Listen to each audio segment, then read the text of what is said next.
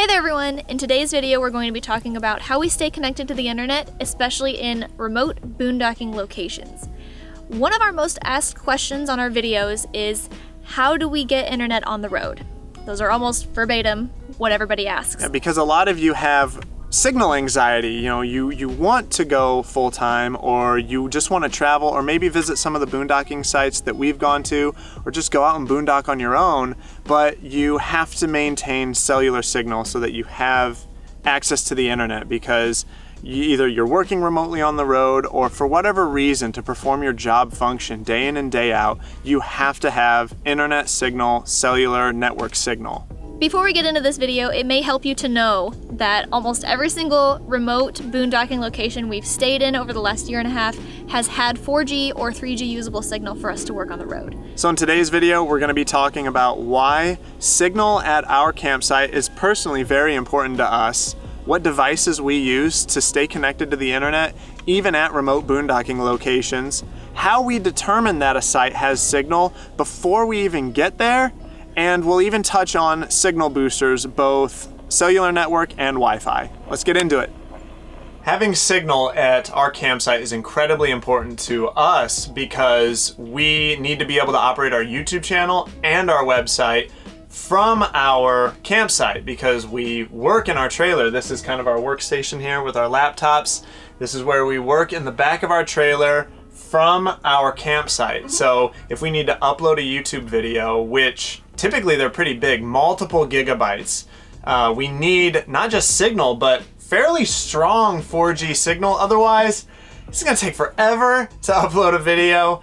We want to be able to respond to YouTube comments, Facebook comments. We want to be able to update our social media, so Instagram, Facebook, and Twitter. And then also we need to keep our website updated. So all those things take signal for us to be able to be connected to the internet, and they're incredibly important for us to be able to do that from our campsite. Yeah, and I used to actually have a remote job where I would work 29 to 30 hours a week, and my job provided me with their own little hotspot, and I had to use their hotspot while connected and working.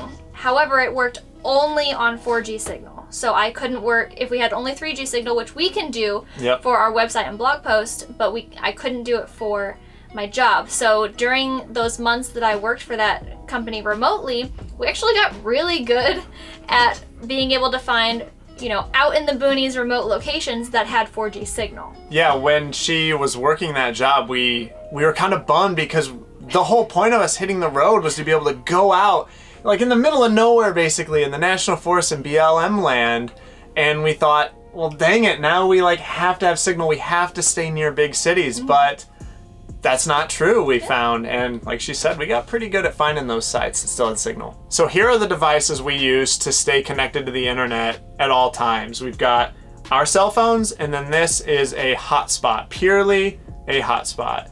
Our provider is Verizon, and the reason we go with Verizon is because they have the biggest coverage across the United States. So you've got a better chance of having signal out in the boonies with Verizon than, in my understanding, any other provider. The plan we have through Verizon gives us 15 gigabytes of hotspot data per device. So for instance, one of our phones can provide 15 gigabytes of data to one of our laptops. So we set our phone up as a hotspot. Our laptop then can connect to that Wi-Fi signal that our phone puts out, which then essentially connects our laptop to the internet through the cellular network from our phone. Hopefully that made sense. That was a lot of words. Anyway, so once one device has used up 15 gigabytes of data, it actually still has data. It doesn't cut it completely, but it gets deprioritized, typically down to 3G speeds, which is roughly 600 kilobits a second. It's still usable, but for uploading videos, it's not usable. But general web surfing, it is usable. And then, so like our hotspot also, our dedicated hotspot, also has 15 gigabytes of data, and then Jenny's phone has 15 gigabytes of hotspot data, which gives us 45 gigabytes hotspot data total. Now the nice thing about the plan we have is it's the unlimited plan, which means that our phones individually have unlimited data when you're using the phone. So we can stream as much YouTube, Netflix, Hulu, whatever, internet surfing, as much as we want on our phones. It's just the hotspot data when you're trying to connect a laptop or a computer to the phone that gets throttled after 15 gigabytes. Now, we've been told, and have done literally no research on this, that Verizon recently came out with an unlimited hotspot data plan. And I think it's like prepaid and you pay monthly or something like that. We're not 100% sure how it works, but I don't think we're going to be upgrading to that anytime soon. We've heard whisperings of it, so it's definitely something that we need to check out with Verizon, probably go to a Verizon store and ask them about, to see if maybe the cost makes sense for us, because typically, unfortunately, we do use up all of our 4G hotspot data every single month. Mostly because of all the YouTube videos we're uploading, they just absorb so much data. So we probably should talk to them about that. However, just for your reference, for us to have the unlimited plan for our phones and 15 gigabytes of hotspot data per device for 3 devices, it costs us about $115 a month. We are on a family plan, however, with my parents and my brother and his girlfriend, so there are 6 people on that plan total. So we get a pretty decent discount, and for the usability that this unlimited plan and the hotspot data gives us, we feel like $115 a month isn't that bad. But again, we should definitely talk with Verizon and see if there's something better out there for us. One of the annoying things though about relying on a cell phone or even a dedicated hotspot for your internet is that, when you're in an RV or a trailer, this thing is an aluminum box, basically, so cellular signal doesn't really penetrate into the RV very well, especially when you're in an area that has weak signal. If the signal's really strong, then we've got no issues. But like where we're at right here, the signal's kind of, it's a little spotty. So my phone especially has a really hard time staying connected to a 4G signal, and it drops to 3G pretty often. So what we'll have to do is we have to keep it in the window, like on a window ledge or something, so that it just gets it out of the metal box, so to speak, and it can actually receive a cellular signal. And there is a way to get around that though, which we're going to talk about later in this video, and that is with a booster of some sort. Yeah, and also something that we have noticed with our dedicated MiFi hotspot and our phones, comparing the two, the hotspot is almost always faster and better at keeping a strong signal when we have it in the window or on the desk or anything, compared to our phones where all of a sudden sometimes it just doesn't work anymore. Yeah, and that makes total sense, because this is a dedicated hotspot. It's what this thing was made to do, whereas a cell phone is more of a general purpose tool that just so happens to also have hotspot capability. So I would absolutely recommend, if you are going to be, relying on the cellular network to be able to connect for business purposes, to absolutely get a hotspot. We've actually been considering getting a couple hotspots so that I can connect to one, Jenny can connect to the other, so we've both got that dedicated hotspot reliability. But our phones have served us pretty well. Yeah, and we've even gone as far as taking one of our devices and putting it outside. Oh my gosh, we've totally done that. There's like a spot outside that gets really good signal, and we'll just set it right there, just again to get it out of the aluminum box that doesn't allow the signal to penetrate through. Yeah, if our signal's weak, we definitely do that. Yeah. However, the downside of that though is you can't get too far away, otherwise then the Wi-Fi signal from the laptop connecting to the device gets weak, and then that bites you. Yeah, sometimes we've even had to put things in a plastic container. It's raining. Because it's raining, but we still have to work. Yeah, and that's where a signal booster comes into play. Again, touch on that later. The second most asked question about getting internet on the road, especially when someone's trying to find a boondocking location, is how do you find those locations that have signal? And to be completely honest, when we first hit the road, it was actually pretty difficult. Yeah. I got a lot of experience finding campsites that had good signal when I had my remote job, and now it is relatively easy. So what I typically do is I use 2 to 3 different websites. My main ones are typically freecampsites.net and campendium.com. And all I do is I find a spot that we want to camp around, and I look within like a 50-mile radius of campsites or boondocking locations, and I literally just meticulously go through and read reviews. Both of those websites, are really good at providing cellular data strength. Absolutely. And people provide that. They actually have like little icons that say for Verizon, this is how many bars like the typical bars. Little logo. Yeah, what you see on your phone. It says like for Verizon, AT&T, T-Mobile, basically all the major carriers, free campsites and Compendium are really good at having those in their reviews. So one thing that I make sure of is that not only has at least one person, preferably more than one person, provided the cellular strength of the campsite or the campground that they're staying in, but I also check and see like how close it is to town, because closest to town is a pretty big factor as to whether or not you're going to have signal, but not all the time.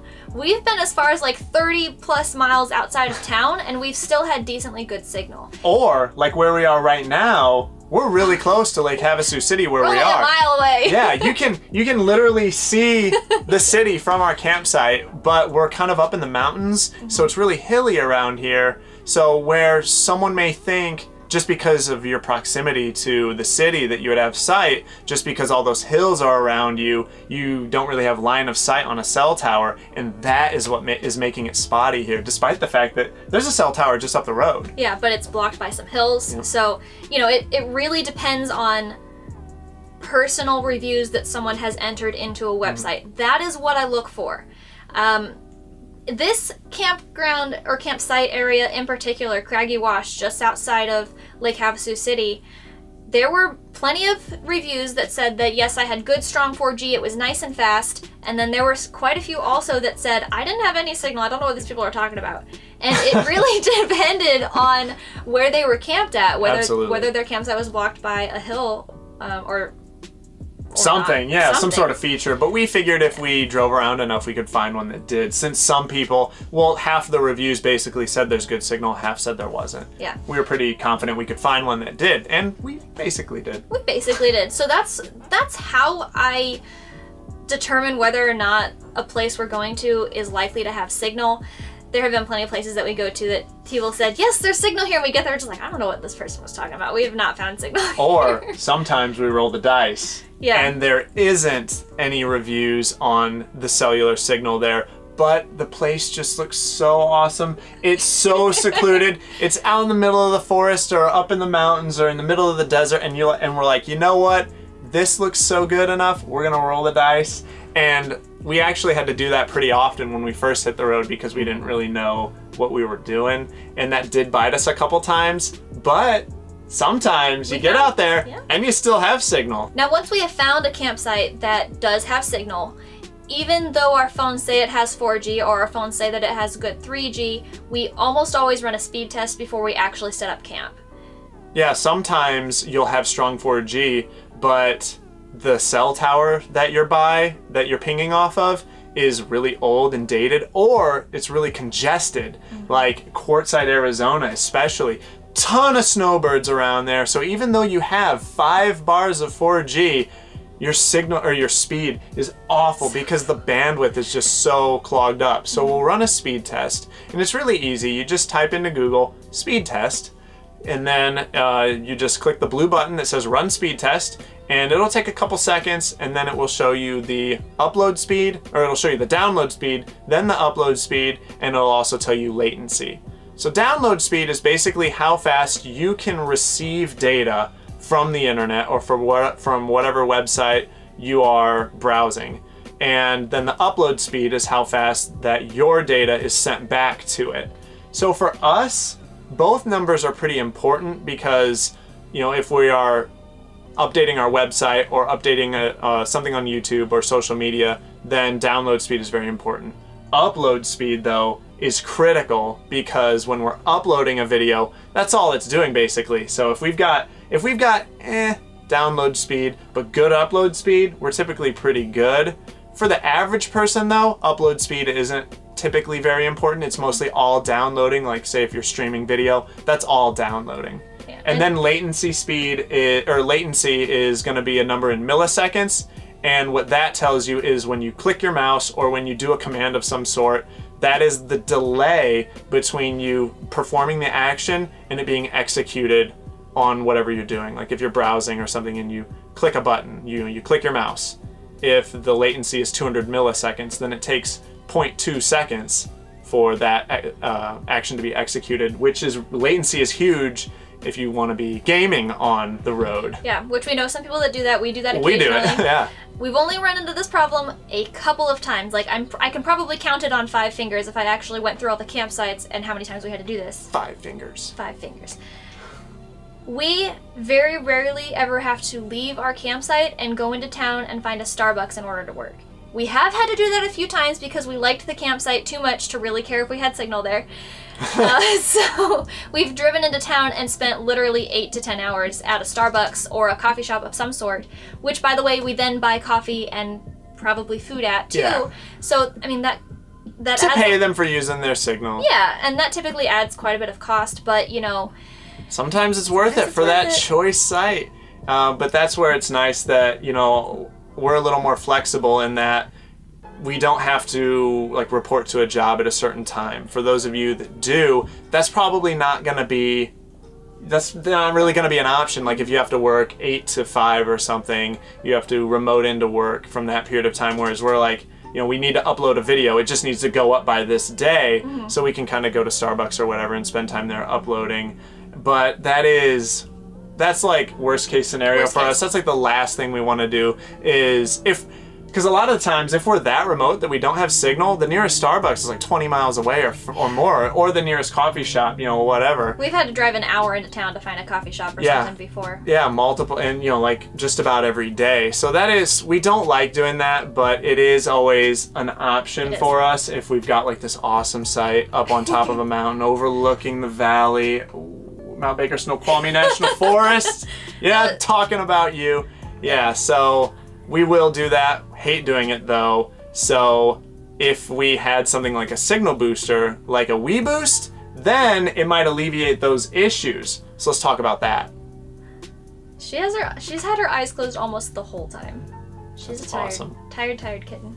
Then look at her, she's so happy. One way to make sure that you've got strong cellular signal at your campsite is to get something called a signal booster. Now the one we have is by weboost, and it was actually a gift to us through an awesome person named Andy, so thank you, Andy. But what these signal boosters do, what this weboost does, is it's a lot more sensitive to the cellular signal from the towers than, say, the cell phone or a hotspot. So it can actually receive a weak signal that may not be usable by your cell phone or your hotspot, and then it amplifies that and rebroadcasts it out as a stronger signal that your phones and hotspots then can connect to and make that signal faster and more usable for you. Now this one in particular is called the Drive 4G-M. So it's made to be used inside of a car. So we keep this one inside of our truck and we use it when we're on the road so that our phones can maintain a cellular connection when we're on the road. Now, we don't have one for the trailer yet for our RV, but we're going to be getting one very soon, and it's called the 4GX RV. And that one, it basically broadcasts the signal out stronger than this one, so it's got a bigger range between the device and the antenna, the output antenna for the weboost. This one has about an 18-inch to 3 feet range, the user manual says, whereas the 4GX RV model that we're going to be installing in our RV has a range of 4 to 10 feet. So it's a lot better for use inside of an RV, whereas this is really good for use inside of a vehicle. One thing I do need to say though about these signal boosters is that they can only boost signal that's there. So if you're somewhere that is just a complete dead zone, they can't just make signal out of nowhere. You know, they have to be able to still connect to a cellular tower somehow. So there has to be at least weak signal for them to amplify and then rebroadcast. Dead zones, these will not help you. We found these weboosts to be incredibly useful, so big shout out to Andy for this gift. Thank you very much, man. We really appreciate it. And if you guys are looking at getting a weboost also to boost your cellular connection so you can stay connected at a remote site, we've got links in the description below to this car model to be used in a vehicle, as well as the RV model that we're going to be installing in our trailer. And if you go through those links and purchase one, it actually gives us a small kickback from Amazon and it helps support the channel. But we're going to be making a install video for not only this one, just to show you how we use it in the trailer, but also for the RV model we're going to be purchasing so that you can see exactly how to install it into your own RV. There is another device though that a lot of people use to stay connected. They're not really gonna help you out in secluded boondocking locations out in the boonies, but it is something called a Wi-Fi Ranger. And what those do is they basically do the same thing that these do, except instead of for the cellular network, they do it for Wi-Fi signals. So say there's a Starbucks close by, or say you are in an RV park that has weak Wi-Fi signal, which I've heard is fairly common, then a Wi-Fi Ranger will help to, again, capture that weak Wi-Fi signal, amplify it, and then rebroadcast it throughout your RV. So if you plan on being someplace that has weak Wi-Fi signals, then you may want to get a Wi-Fi Ranger as well as a weboost so that you just have more options to stay connected. And again, we've got a link to the Wi-Fi Ranger in the description below as well. So that's basically the ins and outs of how we stay connected on the road as full-time RVers, even when we're camping out in secluded boondocking sites in the national forest and on BLM land. So just know, I want to reiterate that if you're looking to do the same thing as we are, but you're working remotely and you need to have to have connection to the internet because you have to report daily, on a regular schedule, just know that we've been on the road for about over a year and a half now. We boondock almost exclusively out in fairly secluded sites, and we've had little to no issues with staying connected. Yes, and if anybody else out there has any other recommendations on how maybe you stay connected on the road, and you have ideas that you might want to share, go ahead and put those down in the comment section, because I'm sure there are people out there that would like more information or more ideas, and that might be helpful to them. And then again, if you have any more questions that maybe we didn't get to, that it's not something we do, but we might be able to answer it for you, go ahead and feel free to throw those questions in the comment section down below too. But that's all we had for you. Hopefully this video is helpful, and good luck staying connected. See you guys later. Bye. What do you think, pup? What do you think? They gonna stay connected? I think we're stay connected. They're gonna keep their signal? You don't care? All right, see you later, doggy.